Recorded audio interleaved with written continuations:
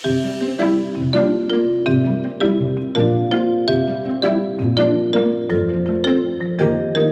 welcome to Transform Gov, the digital government podcast, and it's brought to you in association with Accenture, and Transform Gov is part of the Ireland eGovernment Awards. So my name is Maeve Kneafsey, and back today is Damien McCallion. He's the Deputy CEO and Chief Technology and Transformation Officer with the HSE, and this is part 2.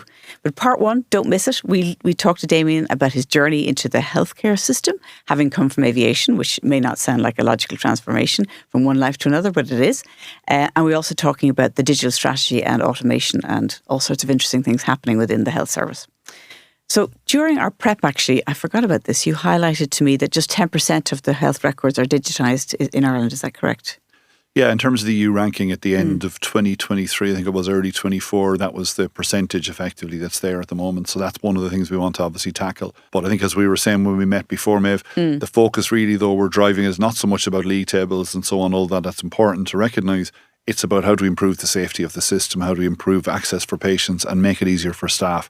Particularly when you look at the challenges we face around waiting lists, emergency care, disability, children's services, there's absolutely no doubt that digitalisation of that will help to assist that in terms of giving us a much better handle on our system, make it better for staff to work in, but also then in terms of supporting patients, in terms of giving them information. And most of us these days want to take more and more control of our own care as well, if you look at how we function maybe compared to 20, 30 years ago. Yeah, I think we didn't realise as humans how much we like to be in control. Even if it takes the burden off somebody else, we just say, well, I'd rather do my own banking than have to get somebody else to do it for me. I think it'll be the same when it comes to health. Yeah, and if you look at GPs, will tell you if you talk to them that like people come in now armed with, it used to be sheet loads of paper from Google.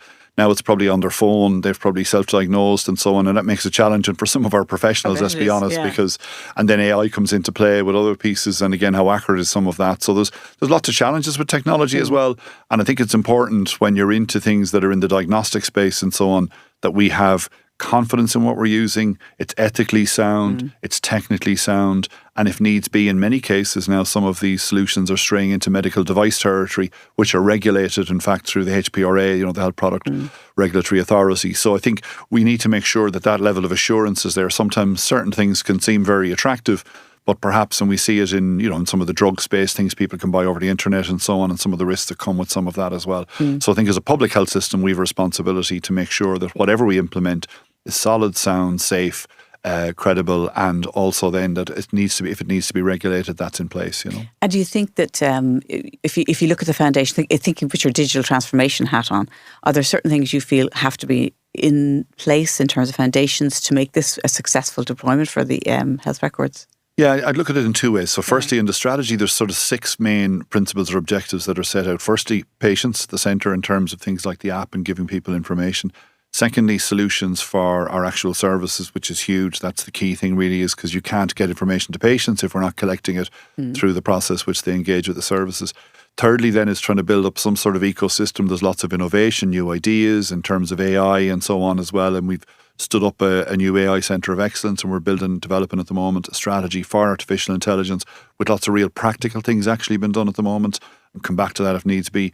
Another area then is our infrastructure. So again, you need to make sure it's robust, that we have wireless in all of the key areas where we need it and so on, and that it's stable, because if you totally digitise the system, you can't afford to have the system out for 3, 4, 5 hours. Cybersecurity and all that comes into play. The other piece is data to support us in terms of clear standards for data. So if you get information in from a GP in Donegal or from a hospital in Dublin, that it means the same thing, because that can be dangerous if you're not clear when you're down into maybe pharmacy and drugs or lab tests, interpretation, the way the results are recorded, all of that's consistent.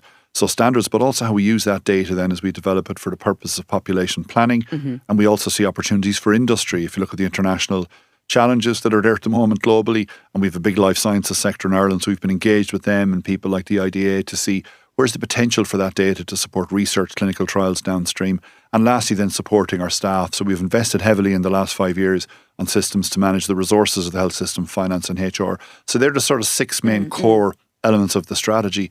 And then the enablers that will allow those things to happen, going back to your question, the second part of it, are things like the right clinical leadership, good program management, good governance, clarity in terms of what we're trying to achieve with the programs. So like maternity, if it's about safety, what exactly are we saying is going to make it safety? Is it about reducing medication errors?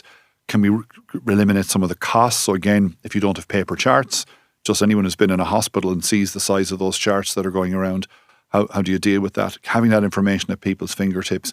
We've seen in the maternity area actually reduced amount of time for some of our nurses working in areas like neonates or other areas, because they're able to use the system to get information, perhaps versus going off and trying to find the kind of administration charts. of just finding information is but also that helps clinically as well. Yeah. Exactly. It does speed up the efficiency of it, but also it means you have that information instead of having to go off and try and find charts and maybe discover it's not all there and so on. And which areas do you lose sleep about? I mean, look, I can understand that you really you have it clear in your head with your team what has to be done.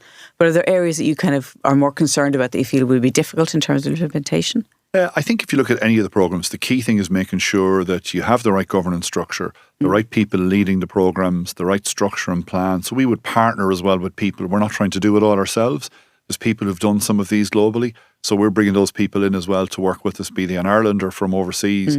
So that gives us that extra bit of assurance on one level, but also the ability perhaps to jump on a number of steps. So instead of trying to maybe work certain things out, so we have a range of partners that we work with on different areas depending on the area of expertise that we need. So I think the model, so if you go back to the areas, it's generally making sure we have the right people involved, the right governance around the projects, that we're actually getting the value out of the investment. That's the most important thing. And also from a safety perspective, clearly things like cyber security is really important. We had our episode bang in the middle of the pandemic. We all know that, unfortunately. And we felt it. I can still remember where I was when the phone call came in at 6 o'clock in the morning to say, look, you won't believe what's happened. But, they're the sort of areas. So we're really conscious of that. And we've invested heavily in our cyber security. We've appointed a new Chief Information Security Officer, built up our own team, developed a range of partners. You can never be sure. Everyone is prone to attack, and probably the only certain thing is that you will get another attack that will get through. It's not if, it's when, right? I mean, that's just the way it is. And it's about having then the business continuity, like how do you keep the service running if you're down on your systems, having good recovery procedures around it and being clear on what's there. And obviously we learned a lot from the attack that we had back in the middle of the pandemic. Okay, well, a slight pause, not on a negative, on a response, but we're going to have a little break for our sponsor, so give us 2 seconds. We'll be back in 2 minutes. Through the power of cloud, data and AI, Accenture is helping the public sector by blending human ingenuity, technology and a delivery-focused culture to turn their ambitions into action. Be ready for any challenge by adopting a continuous reinvention mindset to deliver human-centric services that adapt and grow with your needs. Contact the team at Accenture to find out more.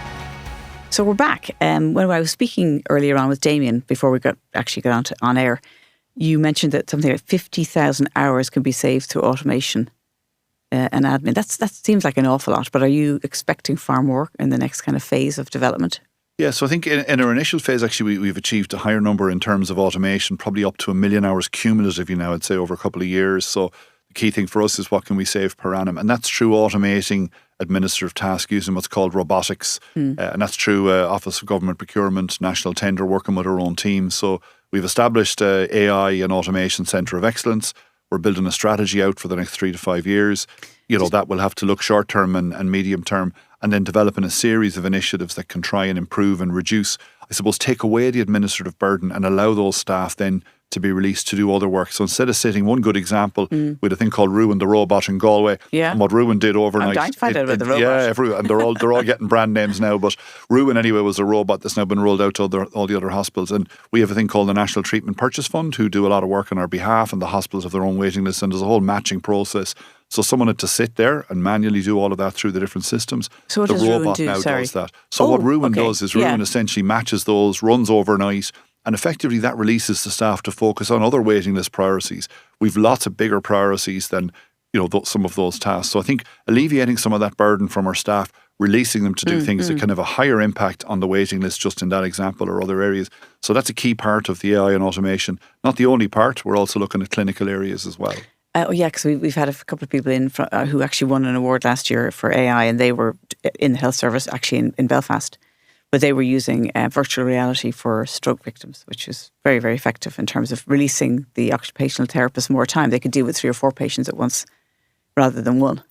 So there's lots of add-ons. Huge potential. We've a guy in a matter in ED who's put in a solution around Effectively, up to 20% of fractures might not be picked up in emergency departments for obvious reasons in terms of timing, and could have multiple fractures involved. And there you go back years later, sports injury, and someone says, well, I see you've had a break before, and you go, no, I didn't. No, I didn't. Yeah. So, the AI has been used to support people. In our environment, what's really important is it's a support, it's not a replacement. The clinical judgment still rests with, in this case, the radiographer. So we've lots of what we would call proof of concepts or different ideas, and we've just run our first national tender for a product to help with stroke.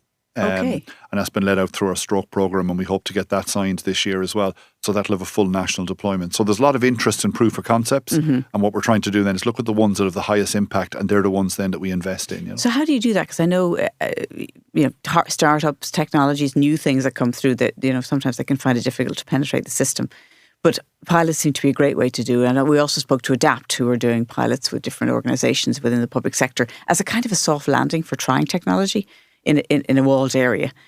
Is that what your Centre of Excellence are about? How would that work? Yeah, there's probably a broader piece that we're doing as well. So we've lots of innovations happening across the system. Universities are working with us, companies are working with us, research, so if you think of the size of the health system and the links they have with all of those with industry and academia.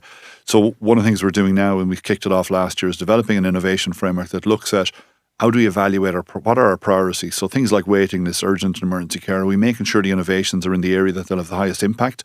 The most, and say in terms of disability or other areas. Secondly, then, is the criteria for evaluating. So most of these things ultimately have a value, but you can't invest in all of them on a sustainable basis. So you have to prioritise. So if you were a big find company, the biggest pain point, and then look, make sure it's aligned to your priorities. But then actually, if you've got lots of things going on, you'll find most of these things actually have a value.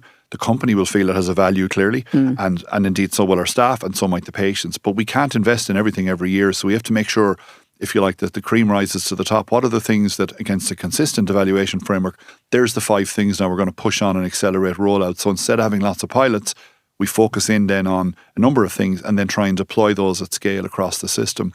And lastly, I suppose, when you're setting these up, we have to make sure we think more cleverly about the procurement process, because otherwise you get into all sorts of tangles later. You start something small you want to deploy, and that doesn't suit either the company or suit the HSE, because then you have a whole big gap. So we're working with industry, Health Tech Ireland. We signed an MOU last year, but we're also trying to work across the board to see how do we make sure that we have that clear prioritisation, clear evaluation, clear ability to scale, building into our service plan. So the health service every year has a service plan, the minister signs it off.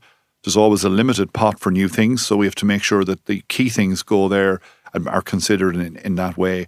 But again, if we did have to do that, then that the procurement's been considered up front, so you're not going right back to the start all over again if you can avoid it. So. Exactly. As you say, that gap can happen between the pilot and actual rollout. Yeah, and it can frustrate everyone then. And we're also trying to look at, we want to try and ensure that maybe smaller companies can engage with the health system, because that is, you're right, often a challenge that's there, but equally recognising we can't do everything. And yes, the idea may be really good, but we have to prioritise. We have to prioritise, because you're competing at times with, maybe do I put in more public health nurses, more home care hours? They're the things when, we look at our priorities every year that we have to judge. So it won't be about whether something's not good or bad in many cases. It's simply about where are we going to get the highest return, and then how do we scale it, In the 2 cases that we had on Transform Gov that were the health system, one was, I talked about the Belfast one, where they brought in VR to deal with stroke patients' rehabilitation, but also there was pain management, which is through VR again down in Limerick. Yeah. But in both those cases, it was really the clinical person who came with the idea to the system, if you like. Is that a normal way of doing things? I mean, do you encourage that? Or it'll be a mix. So in many cases, yes, it is. And of course, you want that local innovation to happen as well. And the idea of the framework, I suppose, if someone's doing it, they do it against a set of conditions, so that at least then that if it's successful, the worst thing for someone is they do it, it's successful, and then it gets stuck. Yeah. So you want to have a process that everyone knows up front, rather than maybe, coming in later. And the other part of what we're looking at, we have a Launch Care Innovation Fund, which we work with the Department of Health on every year, that looks at different innovations to try and support the system. Again, it's to try and focus it on the key priorities. That's not to say there's not lots of other innovations happening. There's lots of it across all our services, be it in the community or in hospitals as well. And do you think the morale in the HSE is improving? Because I know that there was a phase there where it felt it was always getting a bashing. Yeah, I guess the last few years have been interesting. If you go back to the pandemic, the HSE probably for the first time in its history, people positively engaged behind the health services, a public health system. And look, that was the nature of where we were at the time. A single issue probably dominated far more than it really could or ideally should have, but that's where we were in the world at the time. There's no doubt since that there's been a lot more pressures. We're trying to stabilise our budgetary position, stabilise our staffing. That's brought lots of tensions and issues that have been played out in the media. So all of those things can be a factor. But I would also say, like, there's been a big investment in staff over the last 3, 4, 5 years, over 20,000 people, increased workforce there. Are there enough? There'll never be enough in relation to demand in terms of healthcare. There'll always be something new. So it's just trying to find that balance. What I suppose one of the purposes of the 6 regions as well is to allow that connection within the region also, as against perhaps a big national system where it's harder to get that connection, so that the regions can actually build that consensus and build that, hopefully, that more positive momentum around the services in their own area, because it's easier for us all to connect with things that are a little bit more local than things perhaps that may be seen to be, more central. So I think that's another positive piece that over time, but they're only just in place, and I think it'll take them a little bit of time, to build up and to settle. And we're in the middle of a restructuring and a reform program around that this year. And under those regions, then we've also established what are called integrated health areas, which brings the hospital and the community together into one unit at a much more local level. And again, that's an opportunity perhaps for people to build. But you don't build those things overnight, and structures don't change, culture or behaviours or mood. So that takes time. And I think over time, I would be positive that those structures will help to build more momentum, more unified approach. And ultimately, there'll always be constraints. And we sort of have to accept that in terms of where we are in terms of healthcare. And ultimately, the economy drives as well how much we can invest. That's and true. you look at the global markets. There is a limit at the in the moment. budgets, as they say. Yeah, like that's Well, look, the reality of it. Sorry, I've got people to make sure they're happy. I've got to give you a quick break because I want to give you information about entering the Ireland Government Awards. We'll be back in 2 seconds. So, as you know, the entry date and the deadline for entries is the 2nd of June for the Ireland eGovernment Awards 2025. But guess what? I have no idea. We have been getting phone calls saying, please, a little bit longer. So, we're going to extend the deadline. Every year this happens, is correct? Yes, every year we get phone calls and we get emails. And in fact, it's the only time of year we get phone calls. Nobody ever rings us except for when the deadline is about to hit. So you have extended it? We've extended for a week. So it's only a week. So that's 7 days, 5 working days. The 9th of June is the new deadline. And it remains simply easy to enter. It is. It's all online. You go to our website, which I should have said before. Our website is digitalgovawards.com. So that's digitalgovawards.com. And then everything's clear there. You'll see the entry button and you just go ahead and do it all online. Roughly speaking, how long does it take to apply? Well, it depends on whether you've got everything at your fingertips, because sometimes we ask you to share some kind of statistics to prove the numbers of people who've used the whatever service you're providing, or it could be that you want to include some details that you don't have personally. But if you had all the information at your fingertips, it would probably take you 10 minutes. Oh, that's cool. Extend it until? 9th of June. So make sure you're there and that you enter your project. It doesn't matter how big, how small. It could be back end, it could be front end. It doesn't matter. It's about the innovation. So digital innovation at its fullest extent is what we're looking for. digitalgovawards.com. digitalgovawards.com. So we're back and I'm talking to Damien McCallion here from the HSE. So in terms of, let's say you met somebody tomorrow and they were about to enter a very complex organisation, complex systems, but they wanted to do transformation. There had to be transformation done to create efficiencies and better service. Where would you advise them to start? I think the key thing is always like what's the outcome or the outputs you're looking to achieve. Like if you don't start there, everyone needs to be clear where you want to be at the end, whether you call it your goals, your outcomes, your outputs. Typically you'd say it's your goals or your outcomes rather than outputs. We've lots of outputs in the system. But what are you looking to actually achieve over whatever the period of time? And perhaps you may want to be trying to look at how you're going to phase that. So I think having that clarity and building the consensus for that around a large group of people, rather than getting stuck into how you're going to do it, be clear what it is you're hoping to try and achieve over a period of time. And work your way back from there. I think that's key, because if you're not clear where you're going, the old adage, like it's very hard to try and bring people there if you don't know where you're trying to get to. And there's lots of it's very simplistic perhaps analogies in it. But if you think about any change that you're trying to do, it is first of all having that clarity. The second thing then is, we talked about it earlier, building a consensus or a group of people who will come with you on that. The analogy I give recently, if you look at the Sky ad for the Irish football team, it starts with the women's goalkeeper in goal in the Aviva. The pressure, gradually a few more people come down, then the men's team come in, then some of the underage teams, then all the crowds start coming down. And by the end you have this huge sort of army of people facing whatever it is the challenge that they have. So in some ways you're trying to build that consensus from all the different groups of people to get them behind you. Accepting what we said earlier, you need to think about the people who perhaps are going to lead, the people who perhaps are more reticent and who have concerns, and how do you deal with those? Then the structure, the governance is really important. Certainly in complex systems, projects can run away. So you really need to make sure you're very clear in the governance. Who's responsible? Who are the people that need to be involved? What's the structures in terms of maybe if you've got a program board, different working groups? I mentioned the electronic health record earlier, which is big project. Making sure that governance is right. Using external expertise or input sometimes can be helpful. People from other countries. So we've talked to people in Canada, Australia, the NHS, Northern Ireland, Germany, France, who've done some of these things. And they're really helpful because they give people reassurance. At a practical level, around, look, you can do this, we've achieved this, well, how have you achieved it? And that gives people a sense of confidence. So back to maybe your people who are more reticent, involve those in that and they can hear and see. And also go and see these places. That's important. If you're talking about making a big investment, seeing it, touching it, feeling it will always be more valuable than the Teams call. And that's still really helpful. Or reading a paper from some analyst or whatever it may be, again, really helpful. But I think you also have to... isn't there, when you're there and you're seeing something in operation? You get the nuances. You'll read it. There's lots of analytical papers particularly in the digital industry and in healthcare around, and lots of research papers, and you get an insight. But you go and talk to someone, they'll tell you all the warts and all. And people in healthcare actually are very open in sharing information about the pros and cons. We had a really good session with the guys in Northern Ireland on their electronic health record and with the Belfast Trust. They were really open about the challenges, positives and negatives, what they'd do if they were doing it again. And it's very reassuring in some ways when you hear all of that. So I think there are a couple of starters around it. Yeah. Obviously good methodology in terms of engaging people. But I think if you get all of those pieces into place, then you're setting yourself up in a much better way for success. Now, it sounds simple when you say those 4 or 5. That sounds really hard. You can say the words, but that sounds really hard. It is difficult to achieve it, yeah. Particularly in a big organisation, complex. And I think you also have to look at it. It can't just be yourself. You've got to make sure there's a whole range of people that are going to try and support that in whatever your role is, whether you're the person directly delivering it or maybe a senior person in the organisation.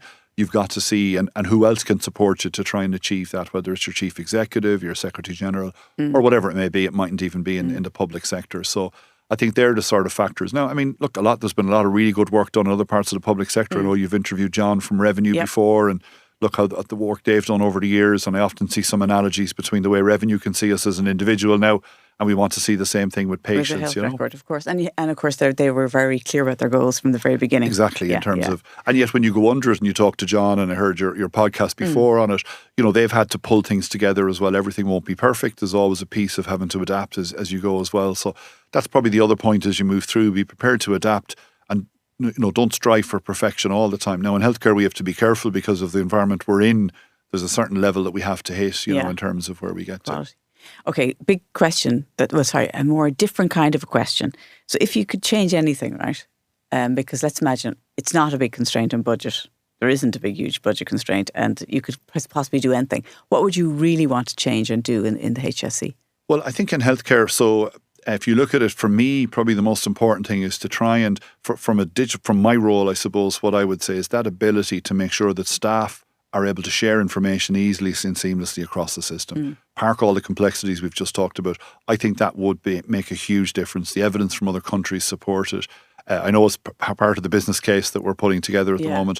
But for me, I think that makes a huge difference. Just think if you're operating in isolation of other people or working off paper. Just even imagine being a therapist up in, in Inishowen or in Kerry or in North Dublin City, and you haven't got the information of what's happening, and an elderly person's just been discharged from Beaumont, and maybe you have the discharge letter or you don't have all the information, and you know limited, so there's a lot more that we can do, I think, in terms of giving a better service to people, in terms of making sure the services are safer. So I think for me, in the context of my own role, I think that's a huge difference. And all of the enablers we've talked about are the things then that ultimately will allow that to happen. The culture, the governance, the leaders, the people that will make that work. But I think that's a huge opportunity for us over the next 5 years. There's lots of other areas of our health system that we need to develop. And one of the things in health is there are lots of areas, mental health services, disability services, huge challenges in some of those services. Many families struggling in terms of getting access to care. So I guess if you lifted it up to the very top, the one thing I would say that we'd like to do is improve access to care for people. Many people, when they get into the system, will tell you, actually, the service was really good. Yeah. Not always, but the majority do. But access is a problem. Getting in, getting off a waiting list, getting into an emergency department, or a family trying to get a child into maybe CAMS or disability services. So I think access for me is the thing I'd want to change. And I think one of the things that can really help us with that is the use of technology then to try and improve that through our system. And are there any kind of skills that you'd love to be able to pull into the HSE? If you, again, let's not think about budget and constraints, but is there missing skills that you think you could really benefit? I think what I would say is we partner with lots of people anyway, and I've talked about that a fair bit in terms of people coming from other countries or people with skills. So I think it's a mix. I think what we have is we've probably one of the most highly qualified workforces in the country. We obviously have the largest workforce, but we also have one of the most highly qualified workforces in the country.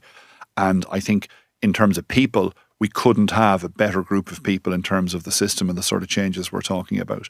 So for me, I think probably the skills that we're looking to bring in around this is supporting us in the changes and guidance around what it is that we need to do in terms of the sort of changes we've talked about here that you want to achieve those sort of outcomes that we've set out around, safety, around quality of care, around productivity. So I think some of those skills, and probably as well, because we're coming from a relatively low bar, is bringing in people from other jurisdictions who've done this, because that will help to transfer skills to our own people, give people more confidence as well in terms of what we're doing, and also just give people first-hand knowledge of the pitfalls and the issues as you start to go forward.